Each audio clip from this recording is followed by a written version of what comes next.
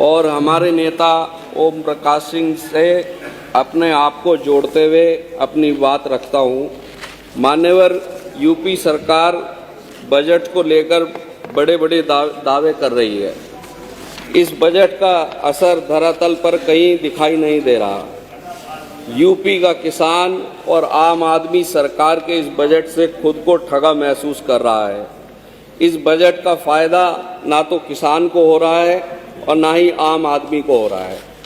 अभी मुझसे पहले हमारे नेता शाहिद मंजूर साहब, वो पश्चिमी यूपी से आते हैं, वो भी कह गए कि इस बजट में पश्चिमी यूपी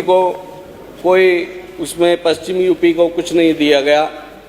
मैं एक चीज़ कहना चाहता हूँ, जब पश्चिमी यूपी के लैंग्वेज का ही बटन नहीं दिया तो बजट में क्या देंगे जो है। और इसको अपने शेर के साथ आगे बढ़ना चाहता हूँ। ज़रूरत है उजाले की, अंधेरा कर दिया तुमने, कि लफ्ज़े रहनुमाई को भी गंदा कर दिया तुमने। माननीय अध्यक्ष जी, मेरे जनपद शामली की चीनी मिलों के बारे में कुछ आपको बताना चाहता हूँ। मेरे जनपद में थाना भवन बजाज शुगर मिल पर लगभग किसानों के 150 करोड़ रुपए का बकाया है, और शामली शुगर मिल पर इस साल का तो छोड़ ही दीजिए, पिछले साल का लगभग 103 करोड़ रुपए बकाया है, और ऊन शुगर मिल का 46 करोड़ रुपए बकाया है। माननीय अध्यक्ष जी, 2023 में सरकार ने किसान से बिजली नलकूप के बिल माफ़ी करने का ऐलान किया था, जो आज तक के नहीं हुआ है। अगर गन्ना किसानों के साथ इसी तरीके की ठगी होती रही तो वो दिन दूर नहीं है कि गन्ना किसान कोई ना कोई अल्टरनेट फसल जो है वो चुन लेगा।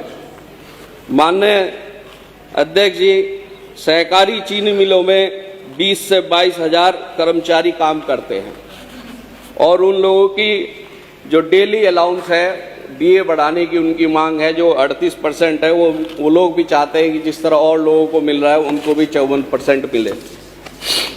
माननीय अध्यक्ष जी, किसान सम्मान निधि 6,000 से बढ़ाकर 12,000 रुपये की जाए। सभी को किसान सम्मान निधि मिलनी चाहिए। किसान सरकारी नौकर हो या पेंशन पर हो, वह भी किसान ही होता है। माननीय अध्यक्ष जी, खाद, यूरिया, डाई की कीमतें आसमान छू रही हैं, और किसानों को लंबी लंबी लाइनों में खड़े होकर लाठियां खानी पड़ रही हैं। लिक्विड नैनो जो आता है माननीय अध्यक्ष जी, वो किसानों को ज़बरदस्ती खरीदना पड़ रहा है, और हम सब जानते हैं, जितने भी यहाँ पे हमारे विधायक बैठे हैं, कि ये नैनो कंपनी किसकी है और किस लिए किसानों को ज़बरदस्ती खरीदना पड़ रहा है। एक पोटाश की कंपनी है जो हमारे ज़िले मुजफ्फरनगर में है, वो भी किसकी है वो भी सब लोग जानते होंगे। तो किसानों को ज़बरदस्ती ये चीज़ें इतनी महंगाई होते हुए खरीदनी पड़ रही हैं।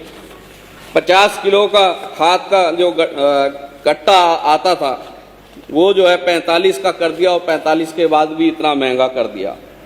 माननीय अध्यक्ष जी, अभी 4-5 महीने पुरानी बात है, सहारनपुर के सहकारी समिति में जो नौकरियों को लेके जो गबन हुआ, वो अखबार में भी आया और सबको मालूम भी होगा कि इसमें एक भर्ती में 20-20 लाख रुपए लिए गए, और 97 नौकरियों में से 70 को निरस्त किया गया।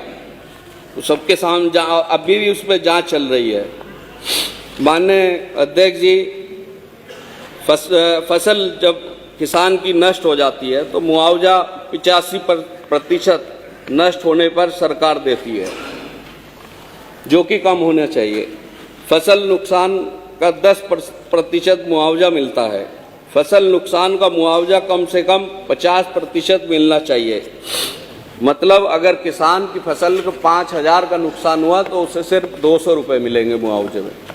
तो इसको भी बजट में जो है चेंज करना चाहिए। अभी हमारे पश्चिम के विधायक हैं, सोलर पंप की बात कर रहे थे, बड़ी गुणगान कर रहे थे।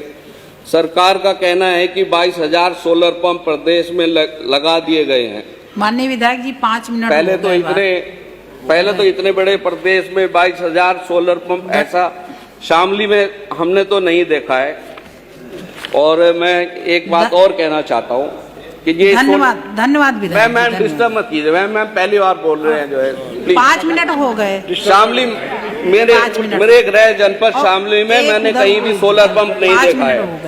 1 बीघा जमीन वाला गरीब आदमी जिसके दोनों तरफ पानी रोक दिया। माननीय मंत्री जी को 1.5 लाख रुपए। दयाशंकर मिश्रा जी, माननीय मंत्री दयाशंकर मिश्रा जी, अपने जिले की मांग तो कर ले। तो पहले रख लेना चाहिए विधायक जी, लिख करके दे अपने जिले की मांग तो पहले रख लेना चाहिए। माननीय अध्यक्ष जी, मेरे शामली जनपद में ट्रॉमा सेंटर, माननीय मेरे शामली मंत्री जी गंगो होते हुए शाहजहांपुर तक बनना चाहिए, उसके लिए मैं मांग करना चाहता हूँ। और कस्बों में इलेक्ट्रिफिकेशन होनी चाहिए, वो मेरी एक मांग है। मेरे इतने सारे वो रह गए, कुछ तो मैं थोड़ा और टाइम दे दीजिए अगर लिख के दे दीजिएगा, लिख के